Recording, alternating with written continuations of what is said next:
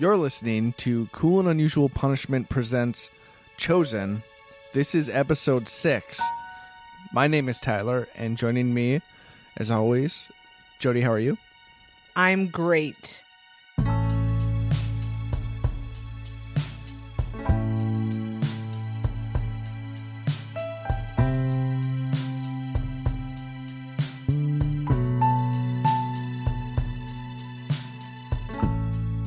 Jody, what are we talking about tonight?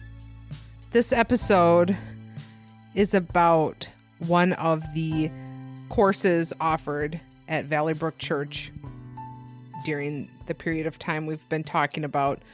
Before I get started, let me remind everybody that we are talking about spiritual abuse that happened at Valley Brook Church during a very specific period of time, publicly identified in 2015, reflective of events that happened before that. Nothing that we're talking about suggests that any of these things are happening right now.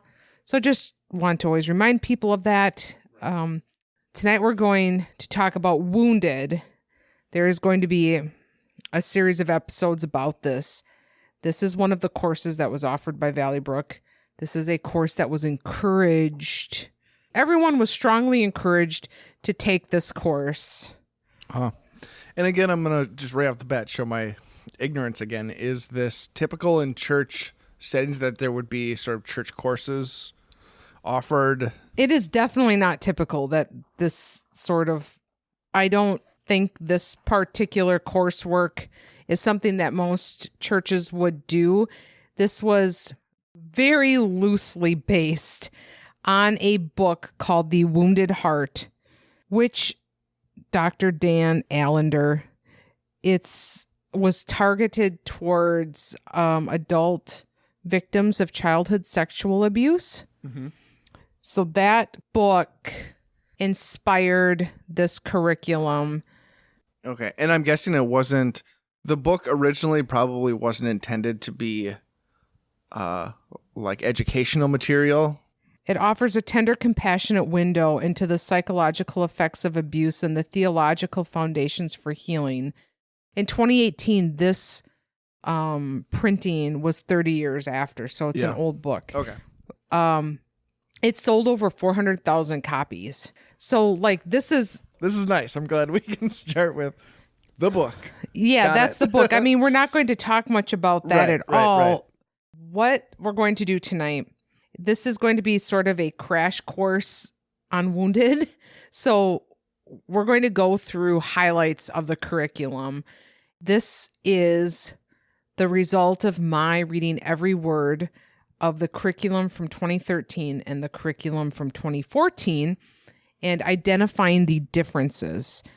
It's significant because this curriculum was developed by people who volunteered to help with things at Valley Brook, okay? Yeah.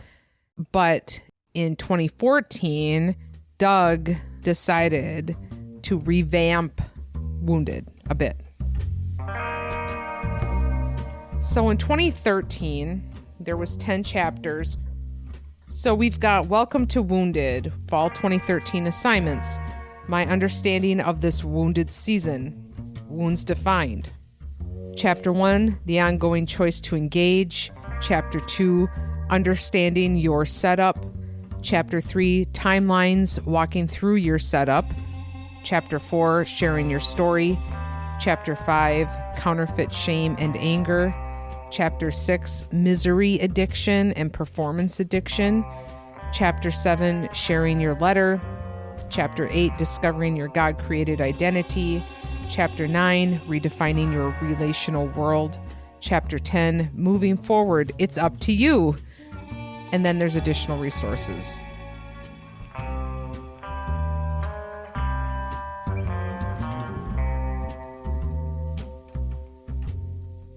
This is just called Wounded in 2013. It's just Wounded. Yeah. In 2014, it's Wounded, Uncovering Your God-Created Identity. Chapter 1, Why Are You Here? Chapter 2, The Root of Your Self-Created Identity. Chapter 3, You Were Set Up. Chapter 4, the evolution of your self-created identity. Chapter 5, the fruit of rejection. Chapter 6, claiming your God-created identity. Chapter 7, navigating life in your God-created identity. Chapter 8, continuing to grow into the real you. And then there's an appendices. Okay, so you get this material. This is what you're going to read regardless of 2013 or 2014. Your time is now. You have bravely chosen to accept God's invitation to get well. His healing and freedom are real, and they are for you. Full disclosure, healing can be a painful process. A broken bone might require that bone to be reset by a doctor. A torn ligament likely calls for a long, uncomfortable process of physical therapy. Even a small cut can cause an annoying itch. Emotional and relational healing are no less uncomfortable. In fact, the process can be excruciating at times. You may then ask, why in the world would I want to go through this? Why go there? Is it worth it? These are valid questions. In Luke 14:31-32, Jesus uses the examples of a king who was considering going to war. The king would be beyond foolish to simply jump into war without considering whether or not he can win. He must consider the cost of battle. In a very real sense, you are stepping into a war. The battle is between the life you have lived and the, quote, more and better life that God created for you. So this part is all the same. And then there's some additions I noticed when I looked at the 2014. And here's one of those paragraphs. Another important why. Because of your wounds and your negative responses to those wounds, you are not able to clearly see who you are, who God is. Your sense of your own identity and your image of God has been tainted and tarnished. Your wounds were rejections of your God-created identity. For you to experience the more and better mentioned above, you must be willing to strip away the dirty filters of that rejection in order to clearly see who you are and who He is. So, if you believe the why is worth it, your next question may very well be, can I win this fight? The answer is a resounding yes. In fact, you are destined to win this battle. Victory awaits on the other side of your willingness to be courageous and face the truth of your story. So then it goes on to talk about what does it mean to engage. And Can I just say so far, yes, of course you can. even if you were assuming that this course is only being taken by people who specifically are looking for a course about overcoming like childhood trauma, even in that case, this seems like a misguided way to start a course like that. It's basically only said so far, like, this is going to be tough. This is going to be really hard, and it's going to be painful, and it's going to hurt. Look, this is going to hurt. And you got to be willing to feel that pain because it's going to hurt. If you want to get better, it's going to be bad. Look, are you ready to go to war? Because it's going to be bad. Like, I don't know. I'm not a counselor, but I feel like that's not how you should start the healing process to somebody who's experienced trauma. You probably shouldn't tell them how bad it's going to get. I don't know. Yeah. Well, funny you should mention that because, of course, this isn't a course developed by counselors Yeah, okay. or That was going to be my next therapists question. or people qualified to do this kind of work. Okay. As a matter of fact, they had college students who had simply gone through this course at the encouragement of somebody, and then suddenly they're leading courses. There was a child version of this course, which I don't know anything about. Yeah. Okay. All right. Because I guess I won't speculate on what a child version of. Yeah, like By the way, do we need to define what the course is broadly before we? the course is broadly about identifying how you were hurt in the past and what it eventually leads to is you finding people that have been like barriers to your God-created identity. And we will arrive there by going through like a series of inventories and questions you have to answer. At the very least, there were people who were college aged who took this course that ended up like leading these courses. So these would be sensitive subjects in a course like this. Yeah. And like we will get into, they do acknowledge that they're not professionals, which is very true. So this then goes on. There are a couple of places in this. I don't know who wrote this part, like where they have to go to the dictionary to define things. Like as somebody who like every best man speech starts. Yeah. So like it defines what does it mean to engage? While a dictionary may offer you multiple definitions of that word, there are two that are immediately applicable to the healing process in wounded. Occupy oneself, become involved, to cross weapons, enter into conflict. The great news is that if you choose to stay engaged, if you choose to persevere, if you choose to face your fears and walk through the pain, freedom and healing await you on the other side. Real life awaits. Those of us who have gone through wounded already know this to be true. And it is true because of the God who invited you into the process. Are you ready to take these steps? Are you ready to go free? Are you ready to see who you really are? Do you want to get well? Then there's this part at the bottom that's new to 2014. Special note about parents. Throughout this book, you will see multiple references to parent or parents. Many of us were not raised by our parents. If you were adopted, you may have had contact with both of your birth parents and your adoptive parents. You may have been raised by grandparents or other extended family members. For the purposes of this season of Wounded, when we use the word parent in this book, we are referring to your primary givers as a child, whoever they were. So, both versions of this have a creed type thing that you have to sign. Oh, okay. Like, it's like a pledge. Like a waiver? Okay, a pledge. I got it. Well, there is, I would say this is a bit of a waiver. Okay. Mm-hmm. They're largely similar. I'm going to share both in... Yeah. I mean, if somebody is like, I want to look at all this stuff, you're going to have a lot of fun because it's a lot.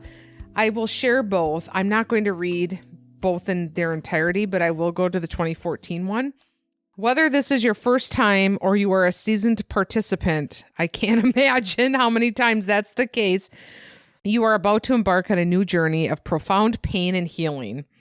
These statements are meant to give you permission to sink deeply into what lies ahead as you understand the scope and nature of this season.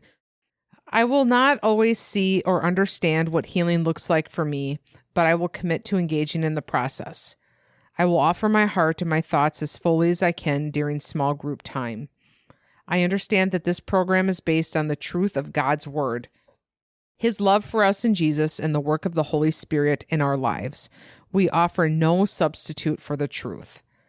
I will not allow spirits of rejection, torment, fear, or distraction affect my healing process, and I will ask others to stand with me by calling these things out when they arise. That part is new in 2014. I'm here to heal and focus on my own story, not the story of others. I will face pain during this season, and my healing will come as I walk into this pain, surrounded by a community of others who are also wounded in healing. I will not pretend to know how to fix other people by giving unsolicited advice, explaining their situation away, or offering quick comfort phrases to them while they are in pain. I will not hug, touch, or offer tissues to someone without being asked or asking permission. Matthew, who I spoke with. Yeah. The guy with the website? Yeah. He was the one who took the course and then led a course. Yeah. And they had a very brief... Because I said, okay, how do they prepare you to do this, And it was like a half-hour type deal, or very brief. Don't give tissues. Yeah. Number one. Oh, really? Okay. And don't give tissues, don't hug. Like, okay. And it was so that people were supposed to feel like really raw and... Yeah. Again, I'm not a counselor, so maybe this is... a proven method, but you can see the idea of being like, no, you got to feel those tears. Yes. Yeah. Okay. I will respect their courageous choice to sit in their pain and the healing that comes from that choice by listening, giving them space to feel, and offering life-giving feedback. My leaders are not professional counselors. Their qualifications are rooted in their own stories, obedience, and training. Starting to sound like a waiver. Yeah. Yeah. They are not here to give me any kind of medical or psychological advice. They are not here to enable me or feel sorry for me, but rather to stand with me, fight for me, and love me. I will allow my leaders to be human, to not always get it right, and to be vulnerable in front of me. I mean, this really gets anybody out of any sort of responsibility for what might come of, They're this going to process. love me, fight for me, not touch me. Yeah. I will gain from this healing process what I put into it. There is no magical formula. There are assignments that can help me stay engaged in between meetings. I will keep what is said in the small group confidential, including the identity of others in my group. That did not happen. These things were not kept confidential. And these things, when it was somebody like Doug leading the group especially, or other leaders in power, would use these stories as like... ammunition? Yes. Yeah. I will commit to attending to each session. If there is an unusual circumstance keeping me from going, I will notify my group leaders. I will approach my leaders with questions and concerns when they arise. If I feel offended or misunderstood, I will work it out with my leaders and the person involved. I understand that the support and information I received in Wounded is not a substitute for medical treatment, psychotherapy, and/or professional counseling. Which then I'm wondering, maybe you should go to one of those things. It feels, right off the bat, it feels like even with the best intentions, it's designed, as part of its design, there's a sort of liability, like, look, we don't know what we're doing. This is on you. So like, just know that this is between you and don't expect anything and don't ask anything, but we'll try. For what the course is supposed to help you through, it feels also very professionally, very disconnected from like responsibility. Yeah. Yeah. Special note, if you are on medication or under a doctor's care, you must consult with your doctor before making any changes during this season of Wounded. The advice of licensed medical professionals always supersedes any decision or course of action you would be encouraged to take during Wounded. I have read and I understand the statements above. Print name, signature, date.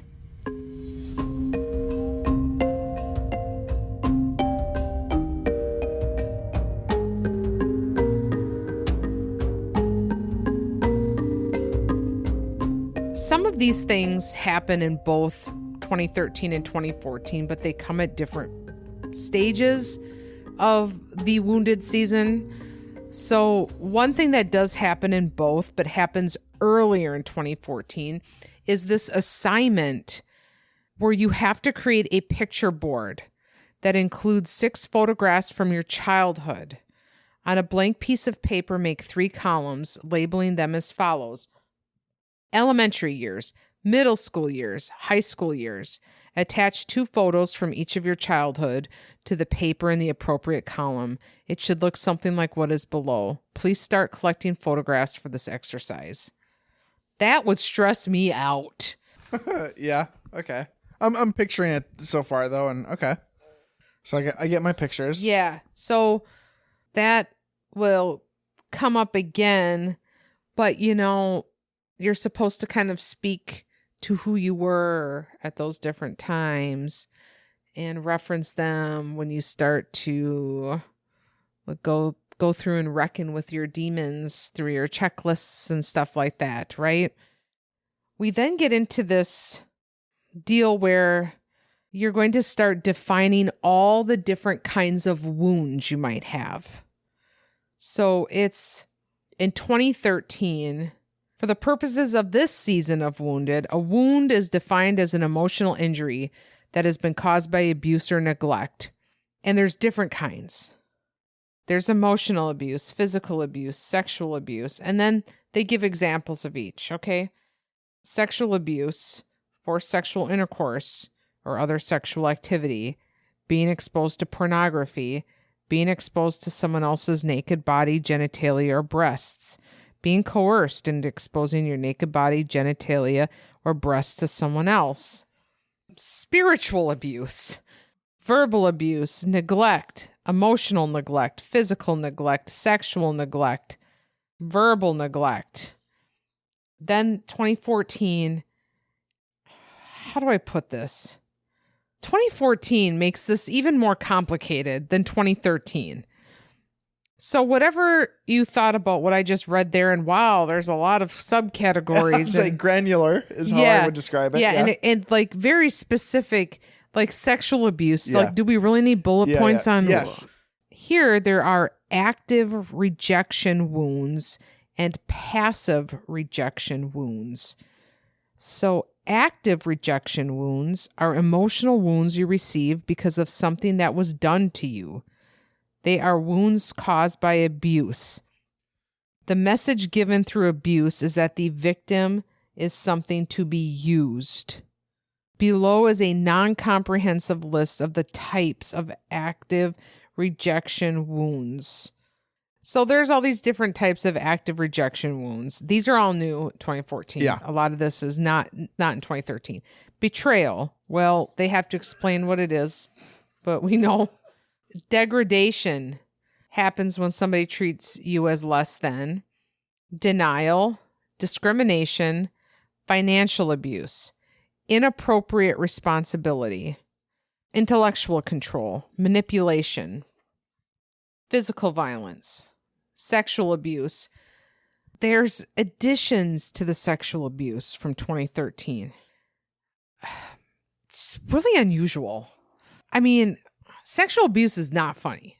Okay, we know that. But these are weird. This is weird. Yeah. So there's these additions. Being forced or manipulated into physical sexual activity, intercourse, heavy petting, kissing, feeling up, oral sex, or other forms of sexual contact. Being exposed to pornographic materials as a child. Emotional incest, which occurs when a parent uses the child for emotional support and relationship.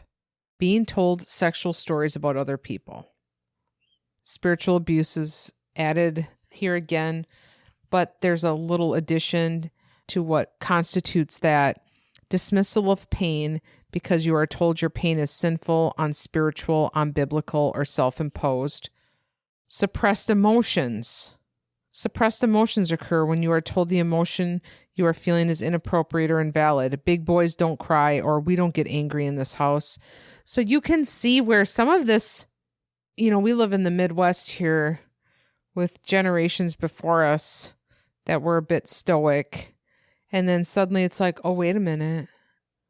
I was abused. It's a slippery slope, I would say. Verbal abuse. Then there's a checkpoint. What active rejection wounds can you see in your history?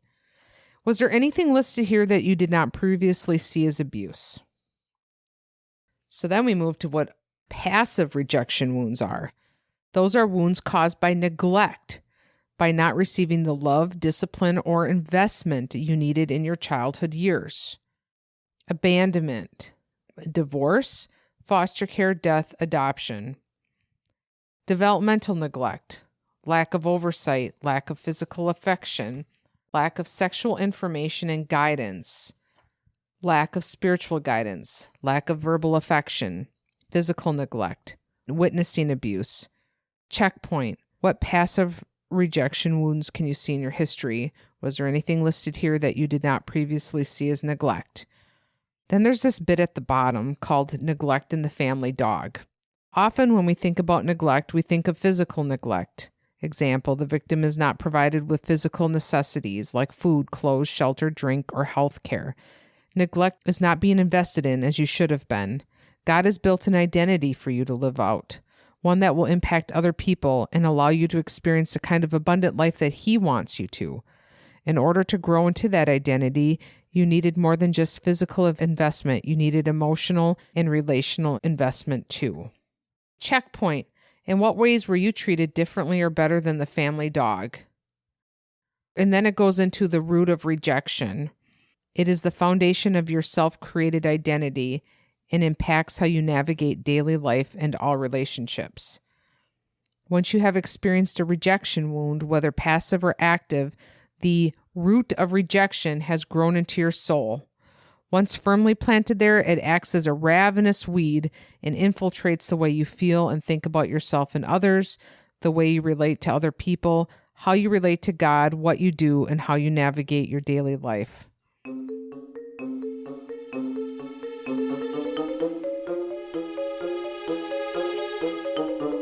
So, when you read that chapter, probably every single person has something that fits somewhere.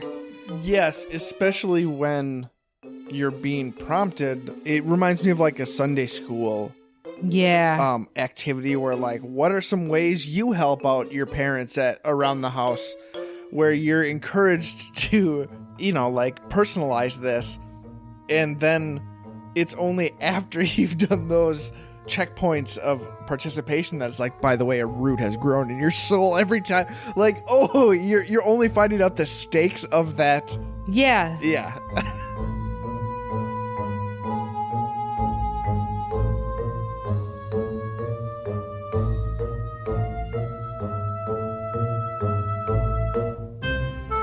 Okay, so in 2013, like the chapter 1 is about also telling you what it means to engage.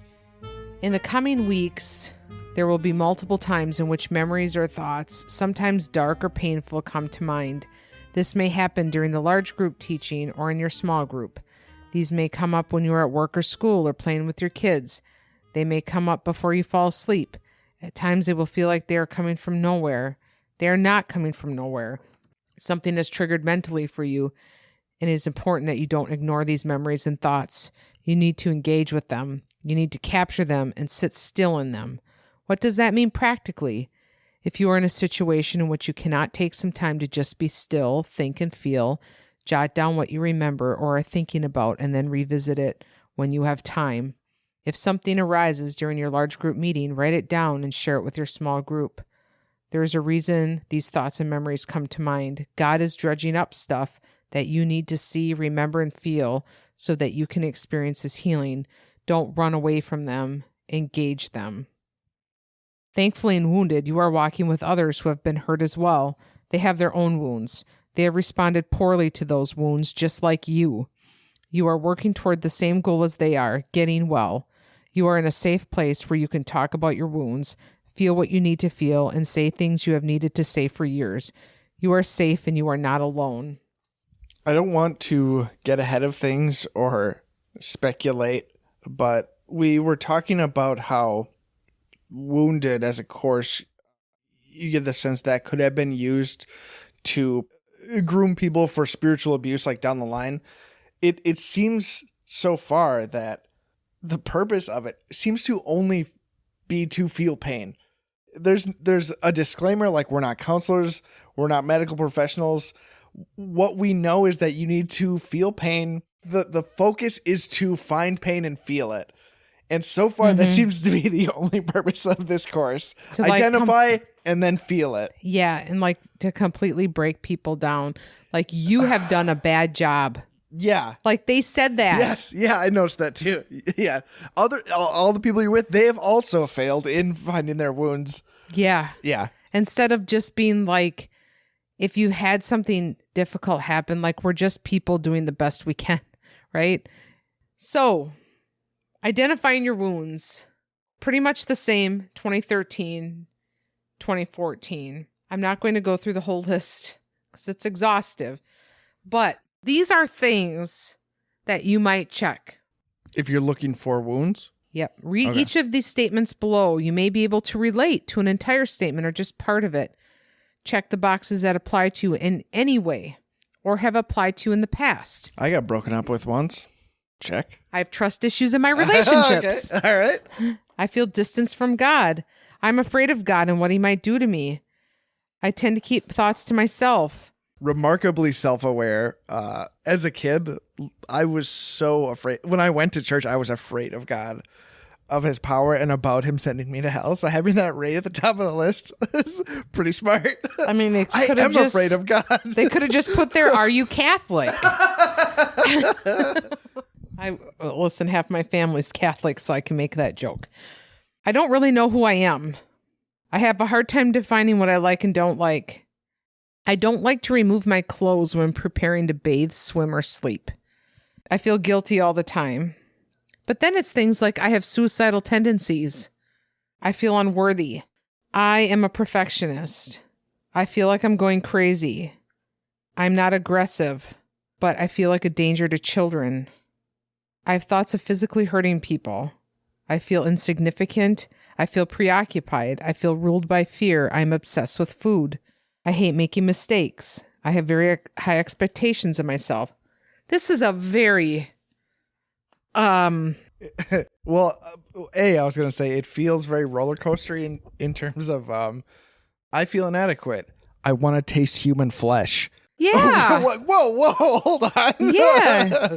So there's a lot of these inventories that people are taking in the beginning, which I believe are the wide net to get everybody on the same page that I am really messed up, Yeah. So that's one. Then in 2014, there's called a setup inventory. And once again, please read the following statements and check the boxes beside any of them that were a part of your childhood experience. One of your friends was a buddy or a friend to you. One of your parents died. One of your siblings died. That is a hairpin turn. If you were involved in sports, theater, or other extracurricular activities, one of your parents was usually not in attendance at your events.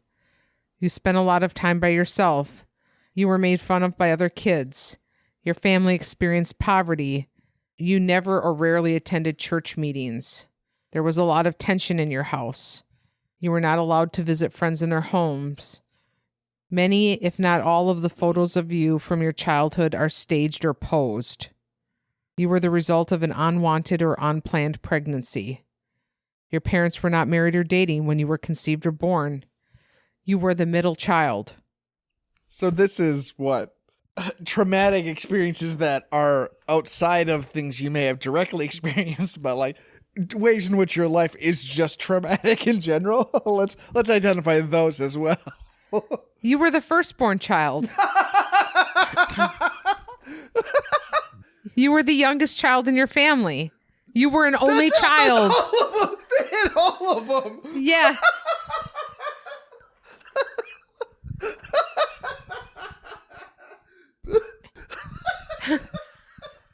Imagine getting through the first three and being like, oh, thank God. Yeah. Oh, no. I know, that's what I thought only child. until I got to only child. I'm like, well, there I go. Thank goodness I've got these materials.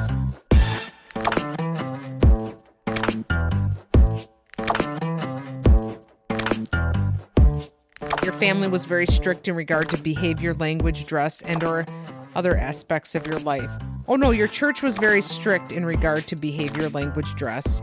Your church was very permissive. Your church experienced charismatic phenomena. Example, tongues being slain in the spirit, etc. One of your parents seemed to be working all the time. You have a large family. You dreaded school. You dreaded being home. You dreaded church. Okay, so 2013 has the chapter Understanding Your Setup. That's their version. You set up the relationships and experience that form the backdrops of your wounds, you see. So this isn't just, everything is framed around who can you blame. Yeah. And some of those are things that are very specific. Your parents weren't at your events. Like, maybe your parent was working. You know what I mean? Yeah, it's like, yeah. Oh my goodness. It definitely feels like a logical extension of having encouraging everybody to take this class, in the sense of like, well, it feels like you want everybody to be wounded. And then the class kind of takes it as read that like, you are wounded. Let's find out. When we talk about childhood, what we mean is like your wounded years, and let's figure out how. Yeah. Like it's kind of assumed, and then the course is. And, okay, so understanding your setup. In order to heal, you must gain an honest picture of how you were set up to be wounded. So all of those things suggest that those were the pieces of of the puzzle that were put in place for you to become wounded. So then you think about the change in language from understanding your setup to you were set up. Like shifts the blame even more. Family of origin. So then it defines these things, right? So it's explaining setup. Family of origin, the family, parents, and siblings that you were born into. As you consider how your family's life shaped you and your setup, consider the following. Were you happy? Did you feel valued by your parents? Were you free to express yourself? So it's another list of kind of rather all-encompassing questions, like... Do you know, maybe this isn't a question you can answer, but did anybody go through this course and come out the other side like, wow, you weren't wounded. You were a loved, supported child and you have no wounds? Oh, I don't know that, but I would guess no. Right. Yeah, I would think it's unlikely, but it just seems like, is there a way to navigate this where like, oh yeah, you... I don't think so, no. All right. Then it talks about your non-family relationships, players, people who played a role in the setup of a wound. This is like friends, classmates, teammates, religious leaders, teachers, babysitters, etc. So we're just like talking about all the different people you could blame, right? So you get to the end of this, right? And it says, embracing the truth. Now you must make a choice. Will you disregard the truth or embrace it? As you consider these various elements of your setup, will you encounter memories and feelings that have laid dormant in your heart and soul, and some of them will be unpleasant? It is up to you to engage with the truth. Jesus taught the truth will set you free. There's a universal dynamic in play there. Living in lies or intentional ignorance of reality only leads to bondage and death. There is no life there for you. There is nothing there for you. However, discovering and determining to live in the truth leads you to freedom, a freedom you have never before experienced, a freedom that liberates you to live the more and better life that Jesus has created for you. I don't want to assume like an abusive intent. Just to listen to this, it seems so pessimistic. It seems like such a dark way to frame your childhood, that everything you experience is a possible wound. The circumstances of your childhood are the backdrop for your wounds, and all the people in your life as a child, those were players in creating your wounds. To frame everything that way is so upsetting. Yeah, it is. Yeah. That whole bit I just read, it's 2013, okay? 2014 is generally the same. They're talking about your setup. Yeah. There's that subtle change, subtle in quotes, you were set up versus, understanding your setup. But there's this part in 2014 that's different. It's called the Council of Evil Spirits. A tremendously important but often ignored aspect of your setup is the role of evil spirits. The Bible consistently teaches that there are evil forces that are constantly at work in the world and in our lives. They work against you, trying to manipulate your actions, words, thoughts, and feelings. Their central aim is to undercut and sever your relationship with God by planting lies in your mind. Lies about you, lies about other people, and lies about God. If you believe that these lies are your thoughts, you will believe that work of evil spirits is actually the way you feel. Then it explains the different ways in which these evil spirits show themselves. Torment. They want you to experience chaos, commotion, worry, anxiety, suffering, or fear. There's a good reason why Paul told Timothy, God has not given you a spirit of fear, but of power, love, and a sound mind. A spirit of fear teaches us to be paranoid, fearing things that aren't real, things that will never come true. It goes on to have a similar conclusion to what I read from 2013. So we get to Chapter 4, which is called The Evolution of Your Self-Created Identity. And in 2014, it's pretty similar to 2013 for the most part. There's a few changes I'll note. Main thought, your story is real and you are safe to share it. So this is where I remember you flipping through this or something and noting that like Lord of the Rings is noted in here. There's a whole thing about Mordor in here. I don't remember. Yeah, I remember you being like, oh, wow, So there's a definition on here, redress, restoring the dignity of someone who just shared their story through empathy and encouragement. That's because this whole chapter is about sharing your story with the other people in your group. Your story is not too dark to tell. It is not too painful, too ugly, too deviant. It is not too anything to be heard. The ugliness and evil in your story is not too intense for your wounded companions. We all have dark stuff in our stories. So this whole chapter is about sharing your story, which you have now checked all these boxes of things that, now you're supposed to share this story with everybody else in your group, okay? And explain where you came from, checkpoint. What do you consider to be the darkest part of your story? So it feels like a challenge. Like, listen, you're going to have to find the really dark stuff here.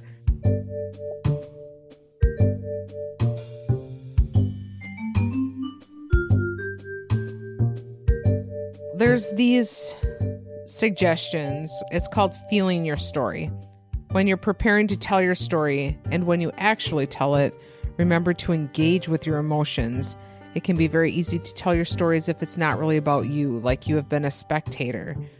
Don't do that. You will rob yourself from the healing and freedom that await you. You were wounded. Feel that. Let your heart be broken by what was done to you. Let your heart be broken by the love, support, safety, and or affirmation that you needed, that you did not receive. Your pain and your rejection are real, so let the reality of your wounds sink in and allow yourself to feel deeply. Don't distract yourself from your pain or keep a stiff upper lip. Let that lip quiver. Feel your story. Remember, you are safe and you have permission not only to tell your story, but to feel it deeply. Do you ever see Whiplash? Yes, I have. It feels like a spiritual version of having a jazz teacher yell in your face until you start crying. Yeah. It's so focused on It's like being in the military. Yeah. It feels very boot camp, break a person down. Yes. Yeah. Yeah, right. No wonder why they maybe found this problematic. Yeah. Practical help for writing your story. Who wounded you? What kind of wounds did you receive? Go back, and revisit, of course, all the check marks you made. How old were you when you were wounded? Have you stayed silent about your story? How do you think that might have affected you? And of course, what else bothers me about this is that I think there were both people, for sure, who were in this course that did not have a real need to be in this course. On the other hand, I think there were probably people in this course that had real trauma that these folks were not equipped to handle. And this is not the way to do it. It's interesting. This whole time I've been thinking about people who are pushed into this course who don't really need it and how in the sort of aggressive digging for something that maybe isn't there. But yeah, I haven't been thinking about people who are wounded and I don't know that they're being treated with care in a course like this. Right. It's reckless. Yeah. So we move on to chapter 5. Counterfeit shame and anger. Main thought here, you must work through the counterfeit shame and anger you feel in response to your story. So they're going to explain to you what some of these things are. Okay. Counterfeit shame. Shame that attacks your identity and makes you feel ashamed for things that were done to you for which you bear no responsibility. Shame is not fun in any way. Consider the following possible definitions of that word from the dictionary. So here we go again. A painful emotion, a condition of humiliating disgrace or dispute, something that brings censure or reproach, something to be regretted. Shame is actually a God-created emotion. He uses shame to bring us back to him when we have been disobedient. However, this is not the kind of shame you are feeling in response to your story. You are experiencing a tainted version called counterfeit shame. Counterfeit shame is not redemptive. In regard to your story, counterfeit shame makes you feel guilty for things that were done to you, for which you bear no responsibility. How do you know you are feeling this kind of shame? Here are some behaviors that may indicate that you are living in counterfeit shame. Resisting eye contact when you see someone you know. Staying overly busy at work to keep from connecting with others. I mean, that's just your life. You don't need to, yeah, we're 2 for 2 so far. There was a few others, but like some of these things are just like how a lot of people feel. Yeah. You know? Can I ask how long is the course? Yeah, it's like believe each chapter's a week. So at the most it's like 10 weeks. So this is very intense actually. And also you have to really commit to this. I mean, yeah, we heard the contract you sign at the start. Yeah. Okay, so we keep moving along here. Chapter 5 in 2014 is called The Fruit of Rejection, Understanding Your Negative Responses to Your Wounds. So that story chapter, the result of that is you write a story and then you share it in your group. Okay, so once you move past that, then you're here, which is talking about the main thought here is your negative responses to your wounds have become a major part of your SCI, which is your self-created identity. So meaning like your identity is comprised of how you've responded to these wounds, which, you know, maybe means you've been clueless to them or whatever because you didn't know you had them until you were, you know, in this season. In the first 4 chapters of this book, we focused on how you were wounded. Why would you respond to your wounds in a negative way? Why did your SCI become your normal? It's because you have the triple threat of core lies, family curses, and false shame working against you. This feels so like seminar jargon. The triple threat. Well, you know what's almost overwhelming when I was going through all of this is there's like core lies and it's a little box. You feel overwhelmed. It reminds me absolutely of courses I had to take for my job or whatever. When you have to do these trainings every year, you know, everybody probably has to do something like that. And I can't imagine trying to be like, okay, I have 10 weeks to do this course. I need to understand self-created identity. I need to understand core lies. I need to understand this. Like, I was overwhelmed trying to keep track of all of these definitions and like, this is how you're supposed to feel about this and whatever, which is probably also intentional because then you're not dwelling on like, wait a minute, what's really going on here? You're just like, oh my gosh, I've got to understand this thing. And I've got another class next week and I got to get pictures for this and whatnot. So there's these things called core lies, which they talk about in this chapter. Those are untrue statements you began to believe because of your rejection wounds that negatively impact your self-image. There's family curses, which I mentioned, sinful patterns inherited from your family of origin. So we go through a whole performance addiction section. We go through a whole misery addiction section. We go to sexual addictions. And I think it is important to note that this is a church whose philosophy is that sex is exclusively something done between a man and woman who are married. So I think there are times where sometimes the sex stuff feels like a bit much or something like that, or like, wow, why are we back on this? And I do think that it's important to remember that there is a very defined... I assumed, I guess, that was probably... Yeah. Also, I think there's a lot of focus on the sex stuff because they had, maybe still have, some form of this. Another class called Pure. Yeah, we briefly mentioned it. Yes, so that is like for folks who are struggling with sexual addiction issues. So probably if you say yes to that, then they'll be like, great, well, after this 10 weeks, then you can do another 12 weeks in this one. Okay, there's this part at the end called a kick to the gut. If you have read this chapter with open eyes and an open heart, you may feel like you just got kicked in the gut. Seeking your sin and owning it is a painful process. You may feel shame right now. That's okay. You have permission to feel that. So don't run away from this. Just as it is imperative that you face the truth of your wounds, it is vital that you break denial about your sinful responses to those wounds. Let yourself feel the godly sorrow that will lead you to putting those negative ways behind you and embracing who you are and who He wants you to be. Let Him help you discard those pieces of your SCI and guide you into a fuller experience of your GCI, God-created identity, self-created identity. Let yourself feel the godly sorrow. It really reinforces, you might feel like you got kicked in the gut, guiding you towards, you should probably feel bad right now. Yeah. Feel that godly sorrow. Yeah. I mean, so far there's been nothing really positive. Yeah.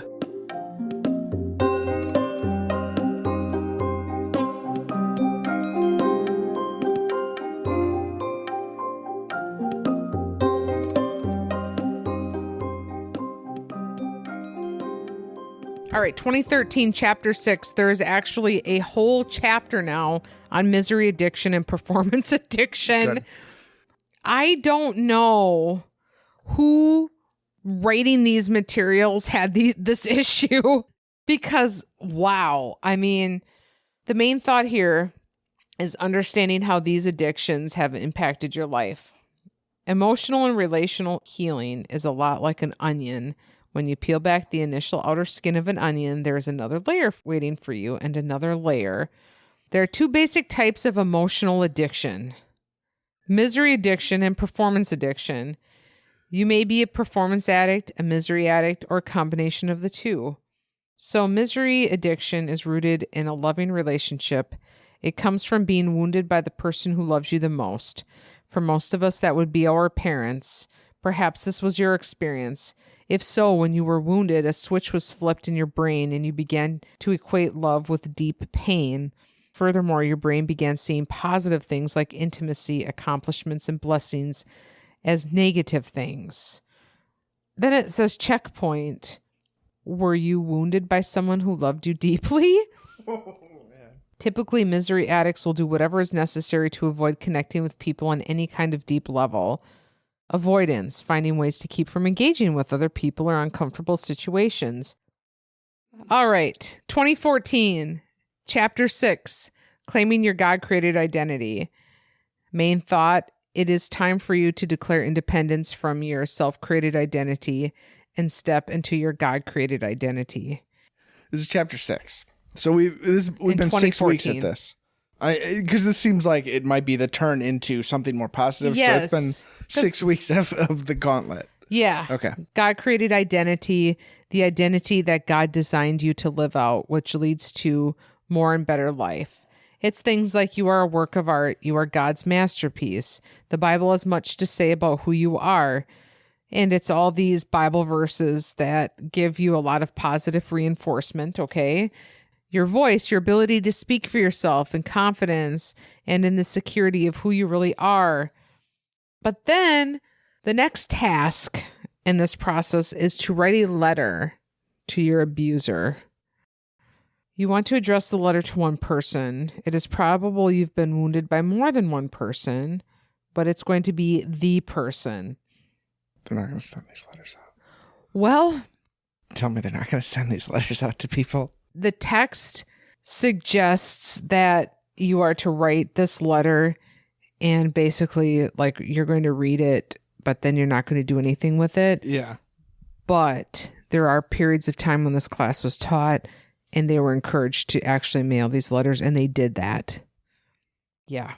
And as a matter of fact, later in this whole series, there will be a letter that comes up. So there's a letter writing process that's going to happen, okay? And 2013, the next chapter then is called Sharing Your Letter. Writing your letter honestly and fully engaged brings freedom and healing. So you're going to write the letter and you're going to share it with the group. And there's tips for things like how do you keep your letter from becoming hate mail? again, the whole idea is like on paper supposed to be you're going to write this and feel free because you wrote this thing. But yeah, there were times where people were told to mail their letters. Yeah, it feels like a very different letter that you like a letter that you write hypothetically to this person as a means to healing. It might not be the same letter that you might not write a letter to that person. Yeah. Yeah. It's definitely a different process than like if anybody is familiar with like the STEPS program, that equivalent to this is like making amends, you know, and depending on what you've identified your issues to be, if you are on the side of being a person that was encouraged to take this class, you thought to yourself, I'm not really sure I should be in here. And then you do some checklists and you're like, well, I guess my parents didn't go to my sports stuff and whatever. Like, that's an unfortunate letter, you know, like to generate the sort of emotion you need. You're supposed to be angry, I guess, and stuff. I would feel very uncomfortable writing a letter like that. It would be a hard letter to write if you had been having trouble throughout this course finding what was told to you to be real trauma that like maybe you're not finding because you're not feeling it. Like writing this letter to your parents because I don't think they maybe didn't come to a baseball game once. Write a letter about it. Yeah. It would feel out of place. Yeah.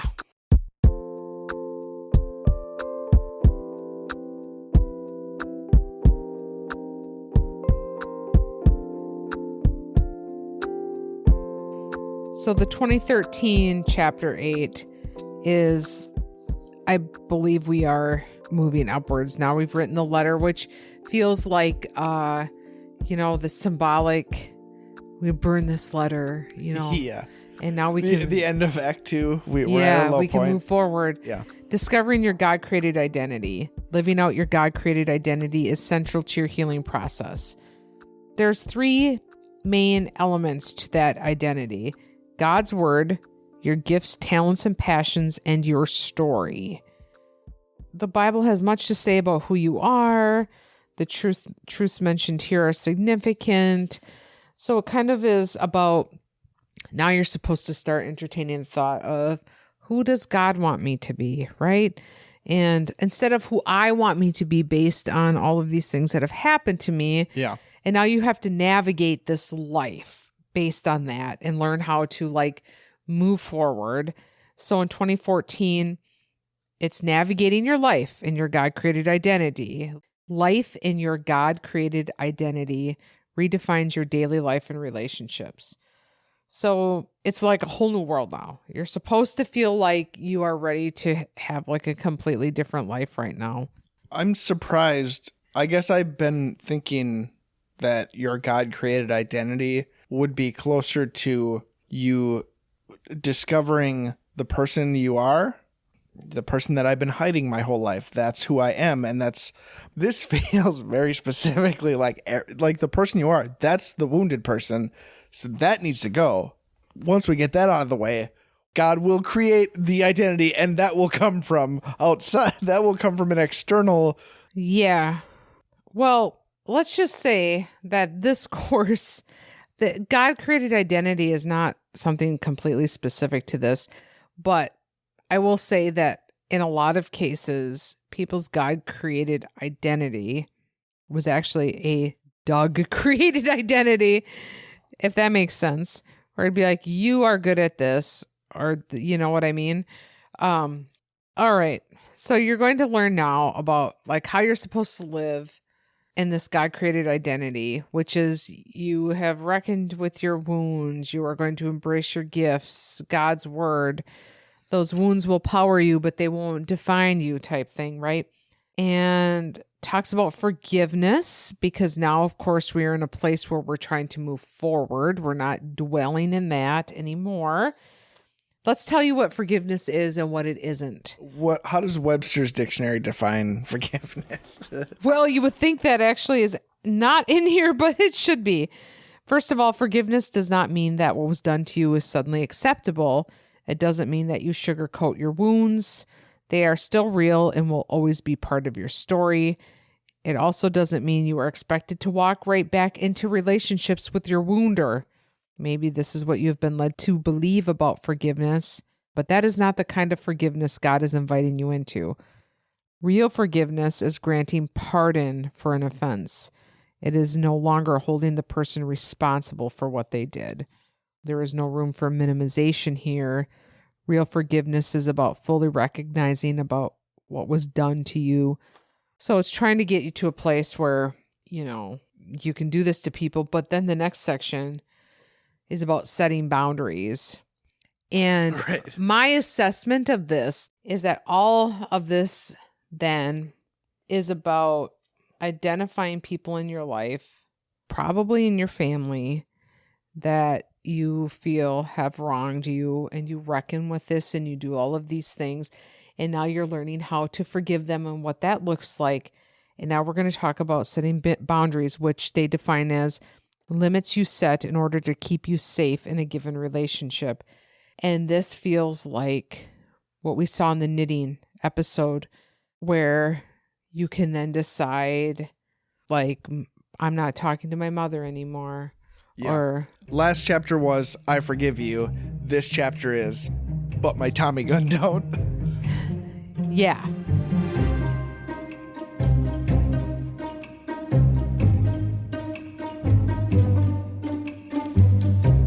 What they say about setting boundaries.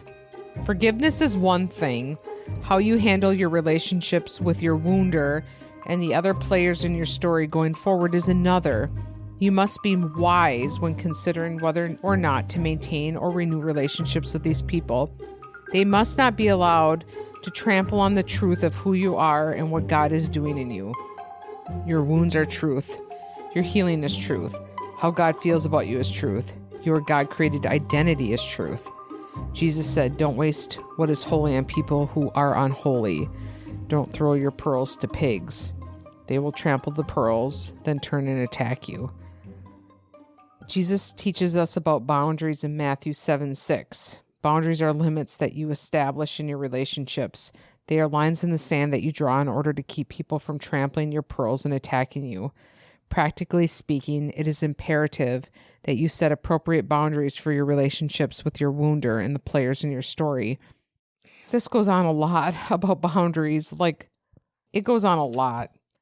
And I believe what's problematic, practically speaking, what does it look like to establish boundaries? Well, here are some possible steps you may need. Limit the amount of time you spend with people that you need to establish boundaries with. Limit the amount of times you call them or email them. Don't share any intimate details about your life. Don't share details about your story. Don't go deep with them about God or your God-created identity. These things may sound pretty harsh to you. For many of us, these people have been and are still close to us.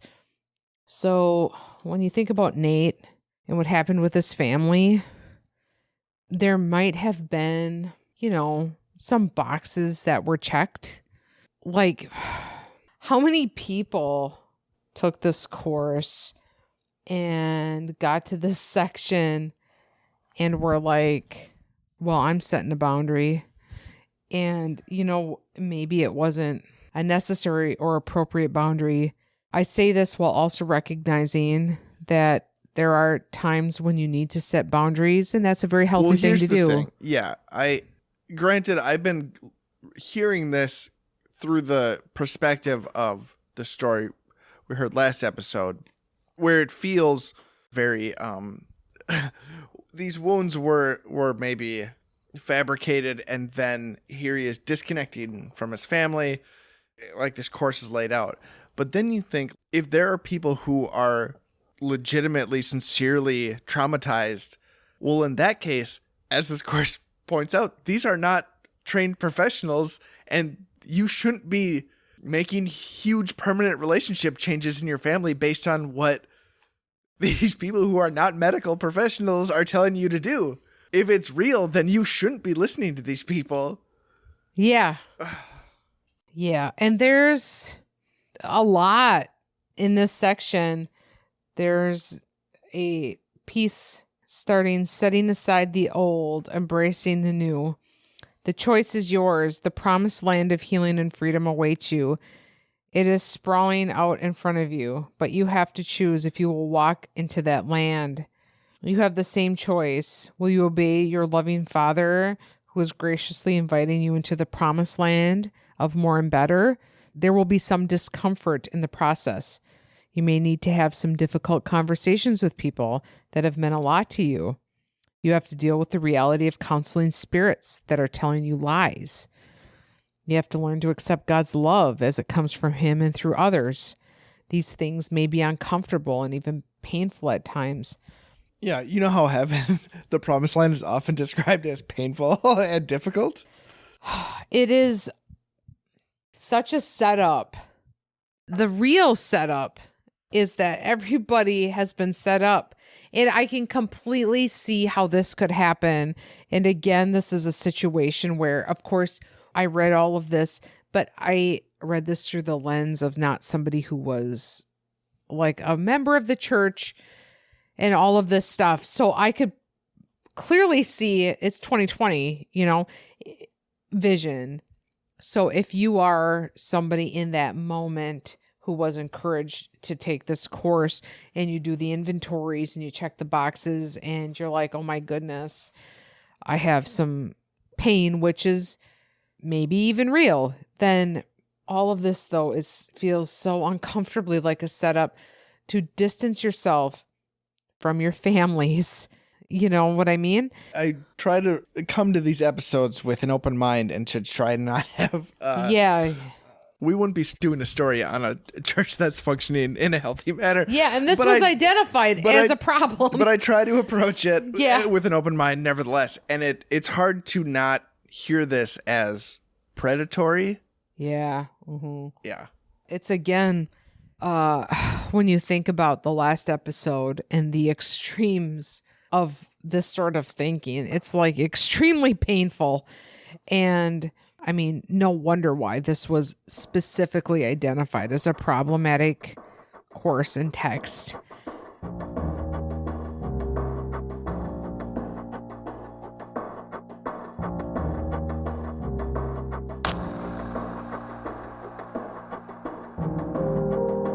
Chapter 8, continuing to grow into the real you. Next steps in growing into your God-created identity. Also, the idea that it's all about a God-created identity is another very militaristic thing, which makes me think about like stripping away anything that defines you personally. Yeah, it's distinct. It's specifically identifying like the way you think of yourself. Like, set that over here. There's this other identity. Yeah. That's the one you're looking for. Whatever that is, that's what we're trying to get to. This needs to be discarded in order to get to this next part. Yeah. Main thought. Your journey to healing, freedom, and a true sense of identity has only begun. This is the 2014 version. What's next? This is the last week of Wounded. Does that mean your healing process is coming to a close? Of course not. Just like everyone else, you are still a work in progress. You have now tasted the healing and freedom God has for you, but there is more for you, so much more. One of the truly great parts of Wounded is that you experience healing in community. As you walked through your wounds, you have done so surrounded by people who are also healing. So one of the things I highlighted here is a section called Stay Engaged in Relationships. You have been healing in the context of relationship during Wounded. You will need to do so after it is done as well. You were never meant to fly solo in life. So as you move forward, you will need to stay engaged in relationships. Specifically, you need to be engaged with people who will see you for who you really are. Friends who will walk hand in hand with you through the hard stuff and the dark stuff. People who will love you no matter what you have done or what has been done to you. Thankfully, God has already provided such people in your small group. So see how now you could erase everything outside your life. Yeah.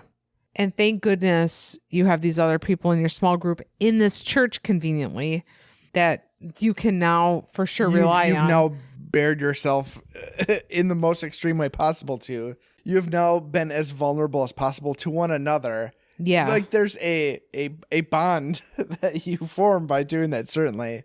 They've been in the trenches with you during these 10 weeks and are totally on your side. Lean on them. Continue walking in relationships with them. Another avenue for such relationships is other small groups. So it's like, okay, you've developed these relationships in Wounded, and now, amazingly, there's other small groups. At Valley Brook, we have a wide variety of small groups and recovery groups. Pure for men, sexual addiction issues. Pure for women, sexual addiction issues. Knowing your father, attachment issues. Prayer groups, Bible study groups, discipleship groups. For you, perhaps one of these groups is the next step in your healing process. So then it talks about like creatively expressing yourself in this sort of thing. 2013 has more chapters technically than 2014, but it turns out to be basically the same amount of pages. And this one, redefining your relational world, and again talks about forgiveness, that sort of thing moving forward. But one part that was interesting to me is called setting boundaries again. So there's this big thing in both sets of texts about boundaries, basically excluding people from your life that aren't into your GCI, which is your God-created identity. But then it's at the end, moving forward, it's up to you. Main thought, you are responsible for staying engaged in your healing process. And again, in the 2013 version, as in the 2014, it's all about finding other small groups. And as this course has defined, staying engaged means crossing swords in battle. Yeah. So that's minus some pages. That's the course. I'm not sure how much of that. That's the course. It's pretty shocking how formalized the stepping stones are to erasure and then in rebuilding. Like it seems really clear the path that interesting changes, some of them when you are on the other side of it looking at it. Some of those changes are small and subtle, but they all kind of push you towards this idea of we are your family now, or you need to set some boundaries with people who don't buy into this or whatever. And yeah, it's quite a course. I noticed it wasn't called bandaged or healed. It does seem it largely lingers on the wounds. Yes, exactly. It really does. But yes, we're not done with it yet. There's at least one, perhaps two more episodes on it. So, and some personal accounts of how this all looks. So yeah, we will get back to it. Thanks everybody for listening. We'll see you next time. Stay tuned.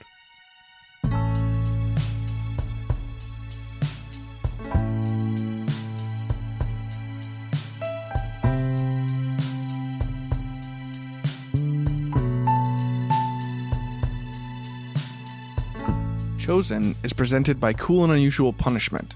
Research and interviewing by Jody Haas, with editing and mixing by Tyler Haas. Our theme music for the series is by Zavely, with additional music by John Wright, Eitan Epstein, AG Music, and Christian Ann.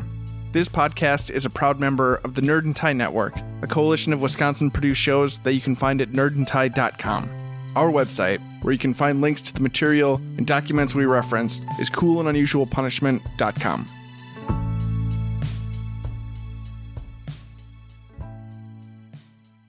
Does that mean your healing process is coming to a close? Of course not. Of course not, you dirty, dirty little animal.